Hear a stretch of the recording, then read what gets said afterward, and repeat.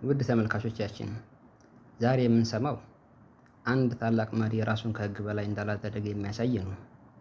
ይህ ታሪክ የዑመር ኢብን አልኸጣብ ታሪክ ነው። ታሪኩ ዑመር ኢብን አልኸጣብ የሙስሊሞች ኸሊፋ በነበሩበት ጊዜ በጣም ፍትሃዊና ቀጥተኛ መሪ ነበሩ። ለራሳቸው የተለየ ክብር ወይም ቅንጦት አይወዱም ነበር። ከህዝቡ ጋር በቀላሉ ይኖሩ ነበር። አንድ ቀን ከቤቱል ማል ለህዝቡ ጨርቅ ተከፋፈለ። ለእያንዳንዱ ሰው አንድ ድርሻ ብቻ ተሰጠ። ግን ያ ጨርቅ ረጅም ሰው ሙሉ ልብስ ለመስፋት አይበቃም ነበር። ከቀናት በኋላ ዑመር ለህዝቡ ኹጥባ ሊያደርጉ ሚንበር ላይ ቆሙ።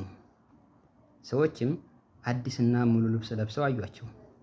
በዚያን ጊዜ አንድ ሰው በድፍረት ተነስቶ ያ ዑመር፣ ከኛ ሁሉ በላይ ጨርቅ ከየት አመጣህ? እኛ ያገኘነው አንድ ልብስ እንኳ አይበቃም አለ። ሰዎች ጸጥ አሉ።